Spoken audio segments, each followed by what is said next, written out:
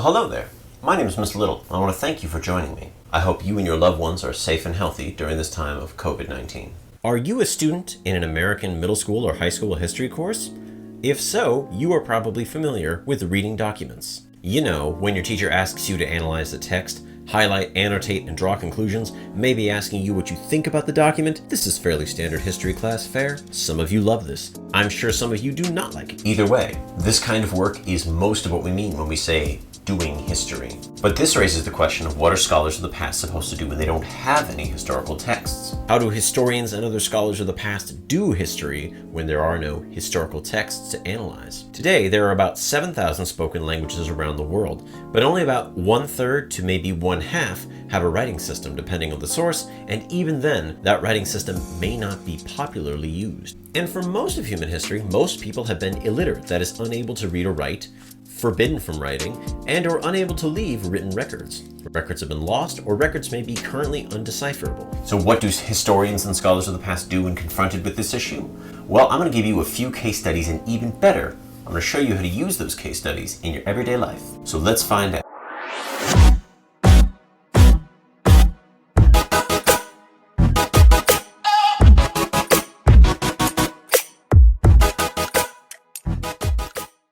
First, we must quickly discuss how history is done. This complex question of what is history could be its own video. Contrary to popular opinion, contemporary scholars of history are not merely the accumulators of facts and figures. Rather, most modern historians are those who work with, interpret, and interrogate the events of the past to create narratives about what happened and why these things happened. This is why your teachers are always asking you to interpret the documents instead of just telling you what is in them. Your teachers are training you to interpret the materials of the past to draw conclusions. Look at this comic from 1917. Notice the historian looking through these vast piles of paper, trying to comprehensively create something out of all this information. Look at the labels. Notes on British operations, notes on German operations, and the piles go on and on and on. The only way to make sense of this is for the historian to study these facts and tidbits and create a narrative. Notice, however, that all of this is paper and writing. What do you do when you don't have paper and writing? Let's have a look at 3 case studies. And one final note, these case studies focus on material objects. And one final note, these case studies will focus on material study, that is the study of objects. Oral tradition and oral history will be the subject of another video, hopefully in the future. Case study number 1. Have you ever wondered what you might be able to learn from your garbage bin? What story someone might be able to tell about you based on what you throw away? Now, it might seem useless to know if you prefer Chinese or Thai food on a Friday night.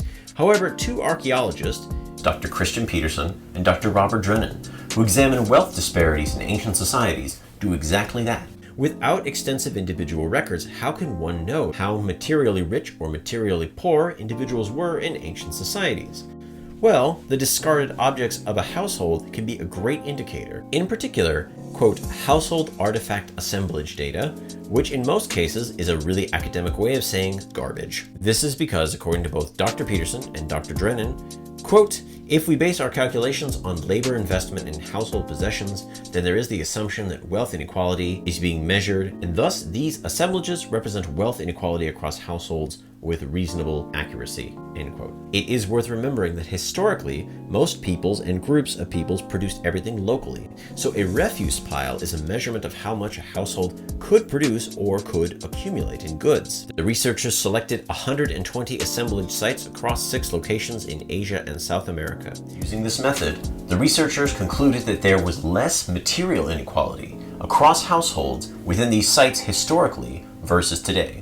Though I should note there are some major caveats, and the article is linked in the description below. Feel free to have a look at it yourself. Who knew that garbage could tell us so much? Case study number 2.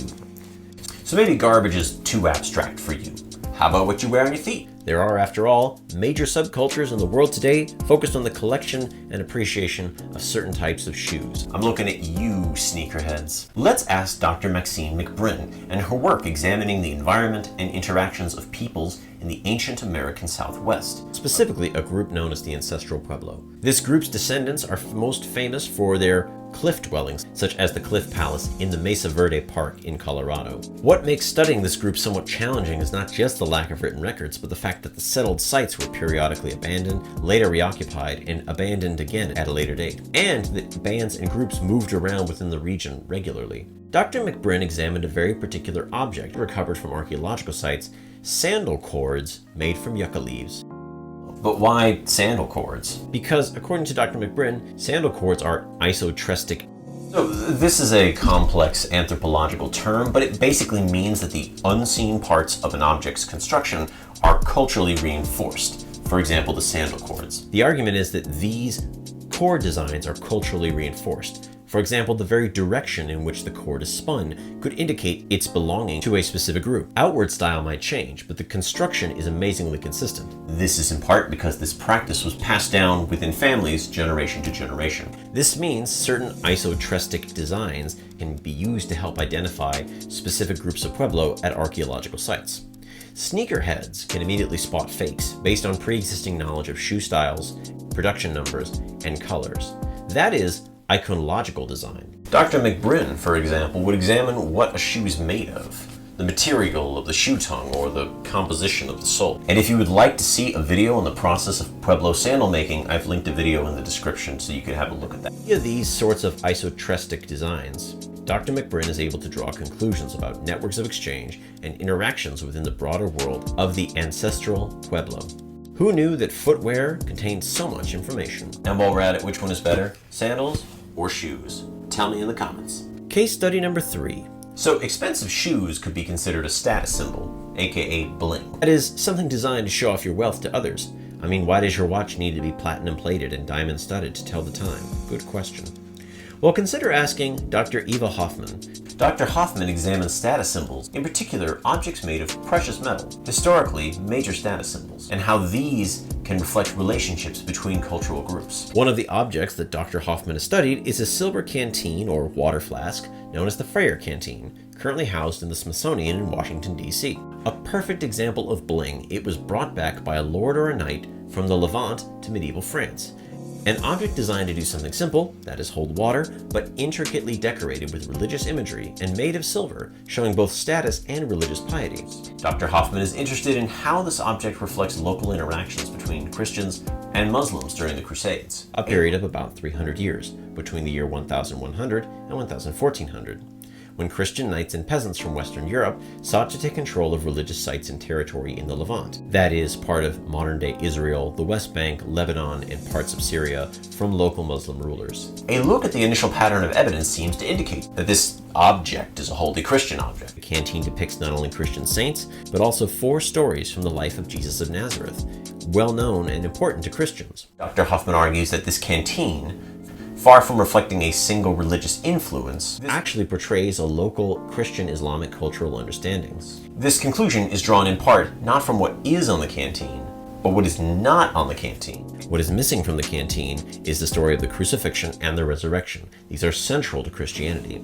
However, the stories of Jesus of Nazareth on the canteen are found in both the Christian and Islamic traditions. It is very likely that the Christian owner of the canteen commissioned a Muslim artist to create this valuable piece. Religious distinction was not as prominent as the distinction of politics and class. To paraphrase Dr. Hoffman's conclusions, the canteen, suggests a definition of the local in which Muslim-Christian relations were expressed within the broader context of hierarchies of patronage, that is, jobs, function, and reception. This weakens our common conception of the Crusades as a religious war to the death. And the Crusaders made up a small minority of the Levant's population. It's very likely that the Christian owner of the canteen commissioned a Muslim artisan to create this valuable piece. Who knew something shiny could give us such an insight? And so there we have our 3 case studies. Fascinating, weren't they? But what can we learn? How can we apply the critical examination of these scholars to our own lives? Well, let's have a look. Lesson number 1, collect as much data as you can. In making any major decisions, such as buying a car, or a house, or even just new clothes, it can help very much to gather information to build a more complete picture. Check reviews, vendors, pricing, consumer reports to make a more informed decision. Dr. Peterson and Dr. Drennan and their teams examined hundreds of assemblage sites, but only 120 assemblage sites were chosen because they had enough artifacts to help build a more complete picture. Lesson number 2, look for crucial variables. In your daily life, when trying to make distinctions between two or more goods or services, events or locations, consider looking at crucial variables. By that I mean compare very specific elements of your options side by side to draw conclusions or make a decision.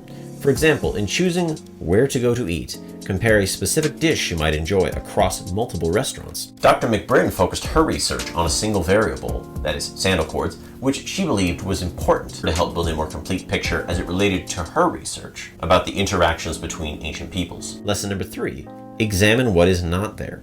When all the evidence points in one direction, pause and consider what is not present. Trends and patterns can be seductive, but they can also be misleading. Dr. Hoffman's work examining religious iconography, specifically the life and times of Jesus of Nazareth, reminds us that the presence of evidence should be considered with the absence of evidence as well. I certainly hope you found that informative, and if you enjoyed that, why not consider liking and subscribing so we can continue to learn things together. I also have a Twitch channel and a Discord, link in the description. In the last video I linked a number of organizations helping individuals who are caught in the middle of the Afghanistan refugee crisis. Those links are still there, and if you can give, please do. I want to thank you so much for joining me. My name is Mr. Little, and I hope I'll see you next time.